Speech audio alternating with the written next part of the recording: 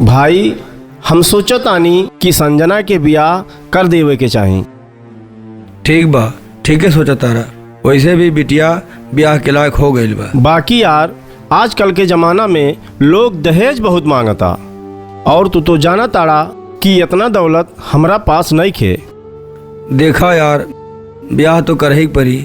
कोनो अपने मती गरीब परिवार देख ला। हाँ तू ठीक कहा ताड़ा। अच्छा हम चलत आनी, फिर मुलाकात हुई। जय राम जी की। जय सिया राम। हे सुमनिया, कितना मोटा गईले रे खा खा के। कम खा ना तो फूट जाइबे। देख ले माई कम चरवा का खाता, बार बार हमकी मुटकी खाता। अरे ई दोनों के झगड़ा खत्म होई कि ना कब्बो? अरे जी झगड़ा ना, ये दोनों के प्यार है। हम चुप रहो यजमान के घर आ गई। पैसा पैसा। राम राम शंकर बाबू। राम राम शंकर बाबू। राम खुश राम रहा, पंडित जी, खुश राम रहा, राम, खुश राम रहा। राम। आज रास्ता कैसे भुला गली पंडित जी?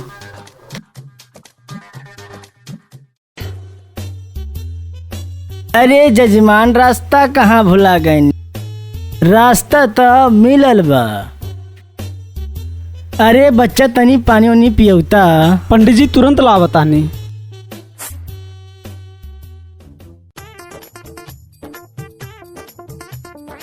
आराम हो जाए।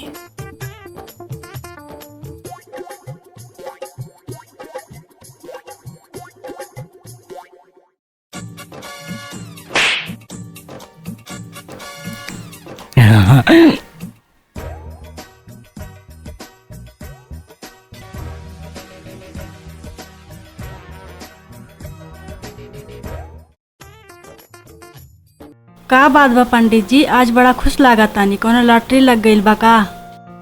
लॉटरी हमार ना, आप लोगन के लागल बा। काहे कि हम तोहरा लइका के रिश्ता लेके आइल बानी। हाई देखा फोटो।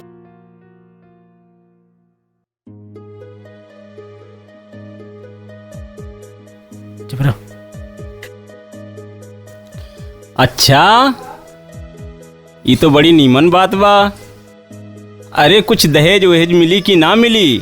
बिल्कुल मिली। इकलौती बिटिया भी है, दहेज दिल खोल के मिली। गाड़ी 2 लाख रुपया, अंगूठी, चैन, ये सब मिली? बिल्कुल मिली। आप लोग ई बतावा कि तोहनी सबके लड़की पसंद भी है ना? हाँ हाँ नीमन बिया। देखा रिया? मस्त।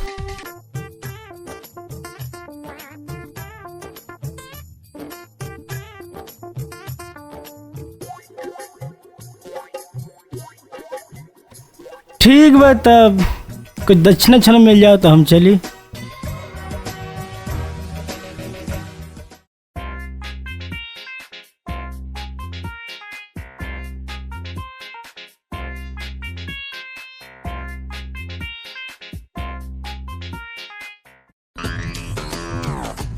राम राम हो शंकर राम बाबू। राम राम राम। चल।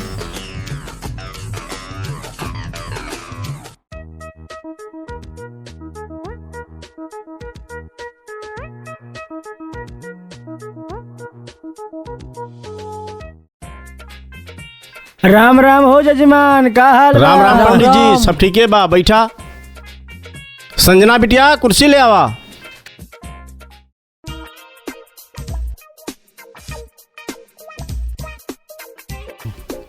खुश रहा बिटिया, खुश रहा।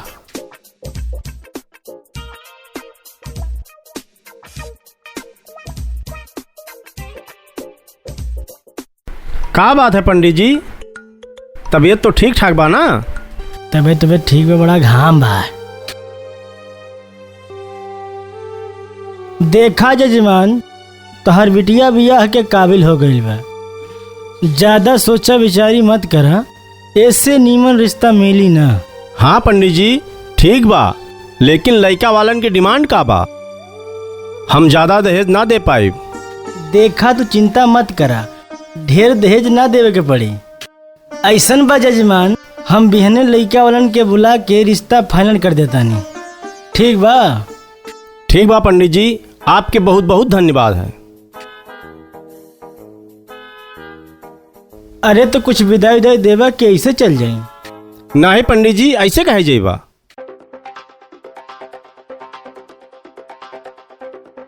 हमार हिस्सा देवे के नाते हरे रुकवा राम के हरे लेता। राम हरे राम। घरे चला तब बतावा तानी। ठीक बा पंडित जी। ए जी, कोनो फैसला लेवे से पहले एक बार सोच समझ तली। अगर ढेर लेन देन के बात हुई तो पैसा कहाँ से आई? सब भगवान मालिक बाटे, कुल हो जाई, तू चिंता बिल्कुल मत करा।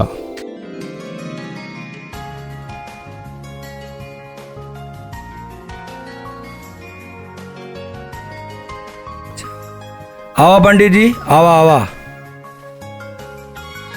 चला बैठा लोग, बैठा।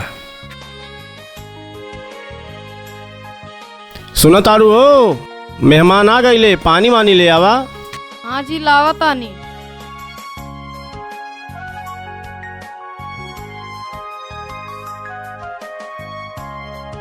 नमस्ते पंडित जी। खुश रहा खुश रहा खुश रहा खुश रहा।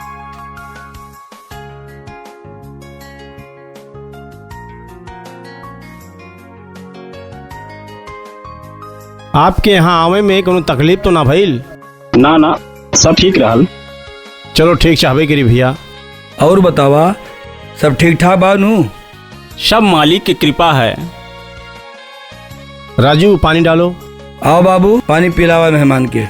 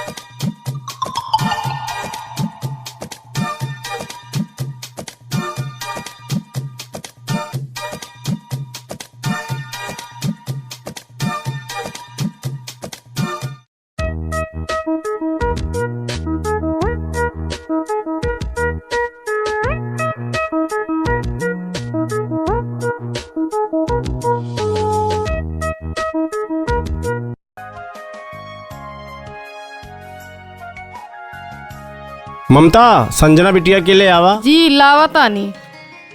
संजना बिटिया, आवा।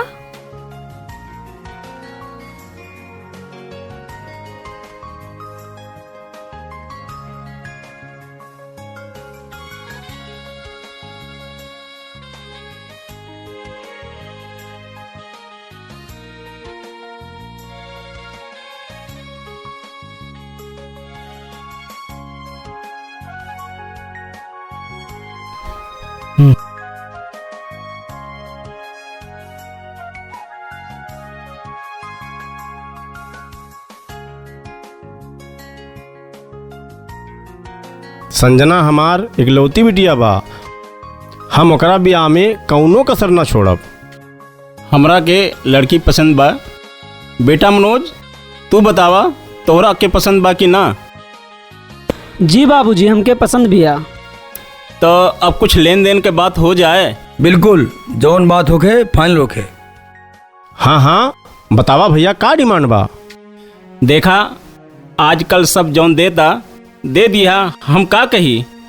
ये का बात भइल? जोन बोले के बाद साफ साफ बोल दा। हाँ हाँ, साफ साफ बात ठीके रही। ठीक है कहा तारू। हाँ, जोन बोले के बा अब ये बोल दा। देखा, अंगूठी, चैन और एगो मोटरसाइकिल दे दिया। ठीक बा पंडित जी, देखा शादी के मुहूर्त कब बा? हाँ हाँ बतावा तनी।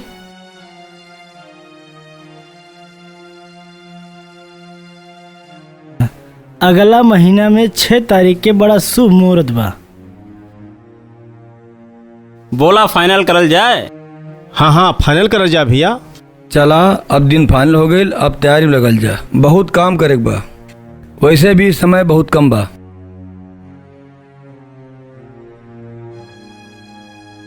बहुत अच्छा बा लड़का, बियाह का लेवे के चाही।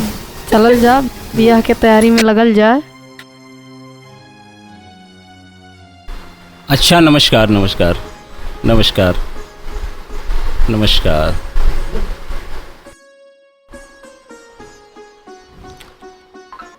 शादी के बाद फिक्स होके के बाद ममता और जगदीश दोनों लोग बेटी के सामान देवे के खरीदारी करे खातिर मार्केट में निकल जाले। साथ में बिरजू भी आवेला और सबसे पहला कदम होखेला कि मोटरसाइकिल के एजेंसी पर तीनों एक साथ पहुंच जाले। वहीजा पहुंचे के बाद तीनों लोग एक से एक गाड़ी देखत आवे और पसंद करत आवे, लेकिन सबके दाम बड़ा हाई फाई बा। माई बाप बहुत गरीब होखे के नाते एगो कम रेट के गाड़ी ढूंढ रहल बाड़े, लेकिन बिरजू के नजर जाला स्प्लेंडर पे। बिरजू कहले कि भैया ई गाड़ी लेहल जाओ। तब बिरजू के कहला अनुसार जगदीश स्प्लेंडर गाड़ी बुकिंग कर दिले। ओकरे बाद तीनों लोग वहीजा से निकल जाले कि आगे और वो शॉपिंग करे के बाद। तीनों लोग गाड़ी के शोरूम से निकलला के बाद एगो बर्तन के दुकान पे जाता रे। बर्तन के दुकान पे बहुत सारा सामान रखल बा, बड़ा बड़ा हंडा रखल बा, बढ़िया बढ़िया सामान रखल बा। माई और बाबूजी दोनों सोचता हो कि इकलौती बिटिया बिया, कितना नीमन सामान दे दी ताकि समाज में हमरो नाम होके। बाकी का करबा ए भाई, गरीब परिवार के साथ बड़ा दिक्कत रहेला। फिर भी माई बाबू के एक के सपना रहेला कि बढ़िया से बढ़िया। ममता के नजर एगो कलसी पे पड़ेला। ममता पूछेली ये कलसी कितने के बा। दुकान वाला ओकर रेट बतावेला, लेकिन हाई रेट रहेला। तीनों वह कलसी बुक करेले। फिर एगो सुनार के दुकान पर जाले, जेका ज्वेलर्स कहल जाला। वहीजा जाके कुछ जेवर देखे ले और पसंद करे ले। और जब ममता के और बिरजू के जगदीश के तीनों के ज्वेलरी पसंद आ जाला तो वहीजा भी सामान के बुकिंग करवा के और वो लोग वहाँ से भी निकल जाले। एडवांस पेमेंट देके हर जगह से बुकिंग करके ये लोग निकलत बाड़े। भैया अगर यूपी बिहार से बाड़ा तो ये पता हो कि गांव में बिटिया के एगो पिटारा दिहल जाला। वो पिटारा खरीदे खातिर ये लोग पेटी के एगो दुकान पर पहुँचे ले। वहीजा कई सारा सामान देखे ले और बात करे ले। फिर निकल के एगो कपड़ा के दुकान पे जाले। सारा बुकिंग के बाद लास्ट शॉपिंग चौरसिया वस्त्रालय पर जाले। इनकर मित्र होके तो वहीजा जाके साड़ी और बाकी के खरीदारी करे के खातिर पहुँच जाले। ममता देखेली एगो लहंगा रखल बा। दुकानदार से लहंगा मंगावेली और देखेली तो ममता के लहंगा और लहंगा के कलर बहुत पसंद आवेला। बाकी लहंगा बहुत महंगा रहेला, लेकिन फिर भी ममता होके कीन लेली। फिर कहेली भैया हमरे एक के गो लड़की बिया, कोनो बढ़िया से बढ़िया साड़ी दिखावा जौन की हमरे लड़की पे जमे। ममता वो लहंगा के और साड़ी के जौन बढ़िया ब्रांडेड साड़ी बा वो बुक कर देली। और फिर बाकी मेहमानन खातिर सारी साड़ी के डिटेल बता के वहीजा से तीनों लोग निकल जाले और कहेले काले हमने के आइब और सारा कपड़ा एक साथ लेके जाइब। दुकानदार से नमस्ते करके तीनों लोग घर चले जाले। और फिर आगे गाड़ी अंगूठी माला ई कोनो बात होखेला? और का बात करी बोला। कौन गाड़ी मिली, कितना तिलक मिली, कुछ पता हाँ बा? बाबूजी हमके बुलेट चाहिए। तिलक कम से कम 1 लाख रुपया होके के चाहिए। हाँ हाँ मिल जाई, हम बात करब। अब ठीक बा? नहीं, जब वो लोग हाँ बोल दी हैं तब ठीक बा। बड़ा अइले बात करे वाला।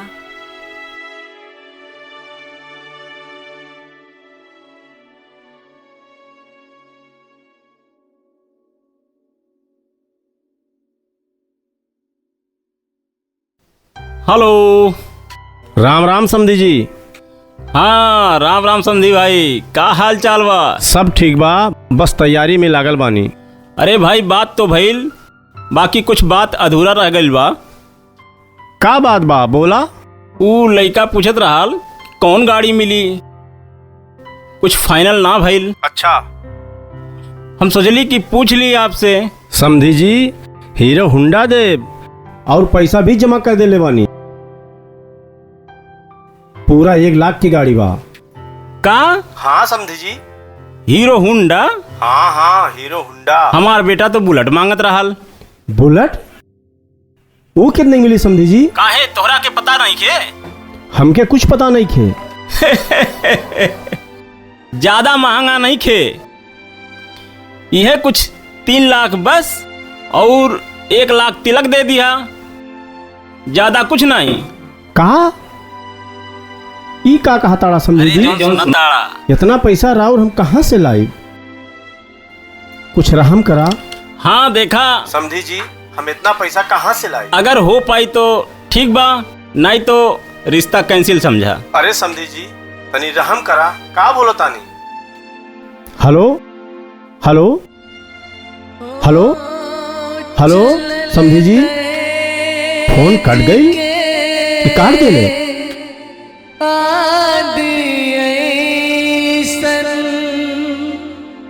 टोटल सब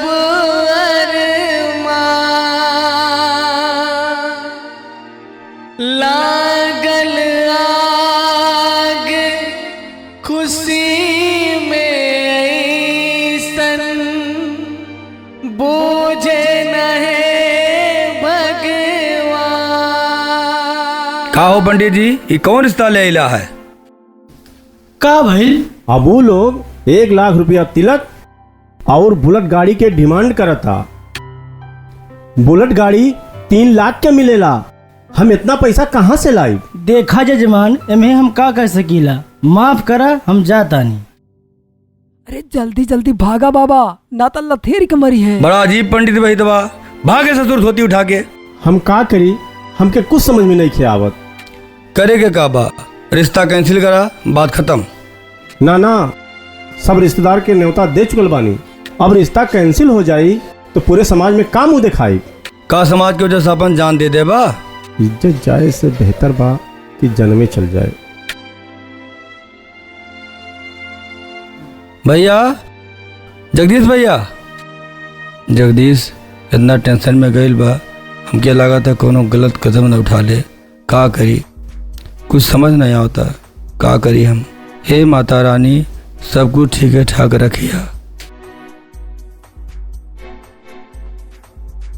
का बात बाजी, रउआ बड़ा परेशान लागत आनी, का बात? चलल दहेज के आंधी ऐसन हो,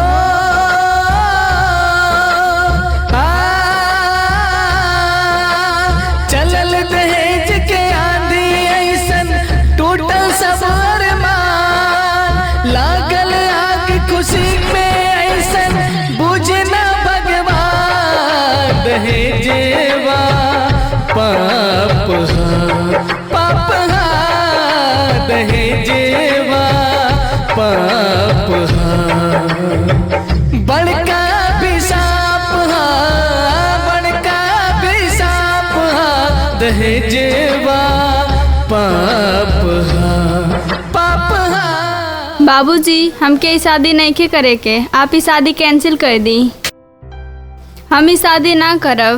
बेटी के एक बाप के देखा निकल गइल बाजान। दहेजेवा पाप पाप दहेजेवा पाप पाप दहेजेवा पाप।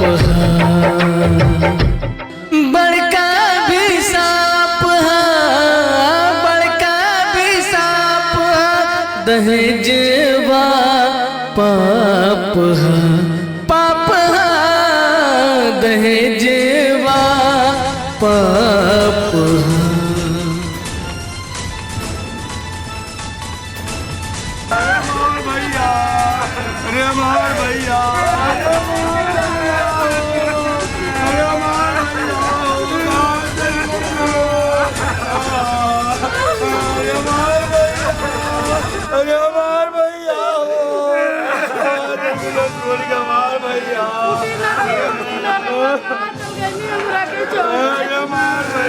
अरे भैया, जहाँ जात रहा हमें शादी करती, दहेज के चक्कर में हो गई इनका हाल।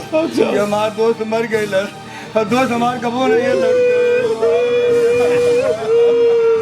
अरे मार भैया, मार भैया, भैया कहाँ चली गई लड़के में, कैसे भैया? अरे बाबू, अरे मार भैया, अरे मार भैया, कहाँ चली गई नाच लड़का? गुड मॉर्निंग दोस्तों, मैं हूं आप लोग के सामने अनुपम पांडे और आप देख रहे हैं TV India T news channel. आइए दोस्तों दिखाते हैं गौरा पचपेड़वा के अंतर्गत एक बुजुर्ग बाप ने अपने क्या नाम है दहेज प्रथा के नाम पे सुनाई पड़ा, सुसाइड कर लिया है। पूरी जानकारी हम ग्राम सभा लोग से लेते हैं। आपका नाम? मेरा नाम बिरजू है। जगदीश हमारा दोस्त था, वो बेचारा दहेज के चक्कर में अपना आत्मसम्मान बताने के चक्कर में अपना जान दे दिया। आपके गांव के जगदीश नामक व्यक्ति ने आत्महत्या कब किया? जी सर, ये आत्महत्या इसलिए हुआ कि वो गांव के बहुत ही गरीब लोग थे और बहुत ही स्वाभिमानी लोग थे। तो उनकी एक ही बच्ची है जिसकी शादी के लिए वो लोग दिन रात मेहनत किए, मजदूरी किए, कहाँ से पैसा इकट्ठा किए। तो जब उनकी इकलौती बेटी की शादी तय हुई, तो जो शादी तय हुई तो उस समय डिमांड ये हुआ कि स्प्लेंडर गाड़ी दे देना, एक चैन दे देना, अंगूठी दे देना। तो उन्होंने एक्सेप्ट कर लिया कि हम लोग इतना दे देंगे, हमारी इकलौती बेटी ये धन बचा के करेंगे भी क्या। उन्होंने एक्सेप्ट कर लिया। तो ये लोग क्या किया कि सारी तैयारी, जैसे गाड़ी लेना हुआ, कपड़ा लेना हुआ, बर्तन लेना हुआ, जेवर लेना हुआ, जो भी उनकी कैपेसिटी थी वो लोगों ने अरेंज कर लिया और सारी चीज़ों का इंतजाम कर लिया। लेकिन अचानक से उनको फ़ोन आता है लड़के वालों का कि हमको जो है बुलेट गाड़ी चाहिए, हमारा बेटा बुलेट लेगा और 1 लाख रुपया तिलक लेगा। उसके बाद हम लोग 2000 लोग बाराती आएंगे। अब ये बताइए कि कोई मिडिल क्लास का परिवार जो मजदूरी करके अपना जीवन यापन कर रहा हो, वो इतना पैसा कहाँ से लाएगा? तो जगदीश बहुत स्वाभिमानी व्यक्ति था, वो बहुत लोगों के पास गया पैसे के लिए।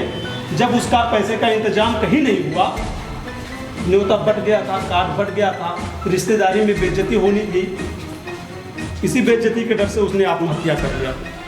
तो अब उसका बाप मर चुका है, फिर उस लड़की की शादी आप कैसे करेंगे?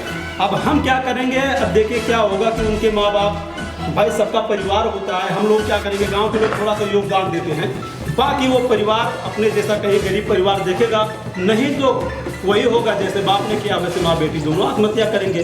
क्योंकि ये जो दहेज है ना, एक आग है, आग जिसमें हर गरीब परिवार जल रहा है। जो पैसे से मजबूर है, जिनकी 2-4 बेटियां हैं, उसके तो सर पे बोझ रखा होता है कि क्या हमारी बेटी की शादी हम कर पाएंगे या उसको भी जहर खिला के मारना पड़ेगा। तो लोगों से मैं ये कहना चाहूँगा, जितने भी लोग इस चैनल को देख रहे हैं, उनसे मैं ये कहना चाहूँगा, अगर आप किसी का गला दबाकर दहेज ले रहे हैं तो ये समझ लीजिए कल को आपकी भी बेटी होगी तो आपका भी गला दबाया ही जाएगा। लेकिन गरीब परिवार आत्महत्या कर लेता है क्योंकि उनके पास पैसे का कोई सोर्स नहीं होता है, और जो अमीर होते हैं उनके पास व्यवहार होता है, वो सोर्स लगा के पैसा इकट्ठा कर लेते हैं। लेकिन दहेज लेना और देना दोनों गलत है। इस मैसेज से मैं आप लोगों को इतना ही कहना चाहूँगा कि जैसे अभी जगदीश ने आत्महत्या किया, वैसे कोई दूसरा जगदीश आप लोगों के बीच में ना आए, इस समाज में ना आए, इस गांव में ना आए, इस जवार में ना आए, इस जिले में ना आए। ऐसी कोई दोबारा काम ना हो जिससे एक और जगदीश को आत्महत्या करना पड़े। मैं दहेज के खिलाफ था, हूँ और हमेशा रहूँगा। आपका कहने का तात्पर्य है कि दहेज बंद किया जाए? जी, दहेज को बिल्कुल बंद करना चाहिए। क्योंकि अगर कोई बाप है, उसकी बेटी है, तो वो ये सोचता है कि मैं अपनी बच्ची को कितना दे दूँ, यानी वो अपने तरफ से जितना उसका हिम्मत होता है सारा चीज़ करता है। तो फिर उसका गला दबाने की क्या जरूरत है? अरे अपनी ज़िंदगी की सबसे बड़ी दौलत अपनी बेटी, जिसको उसने पैदा किया, पाल पोस के इतना बड़ा किया, वो तुझे दे दिया और क्या चाहिए और क्या तुमको दे सकता है यार? एक इंसान की जान से ज़्यादा कीमत कोई चीज़ होती है? आप बताएंगे। भाई तो दोस्त, आप लोग ऐसे ही हमारे चैनल से बने रहिए। नमस्कार।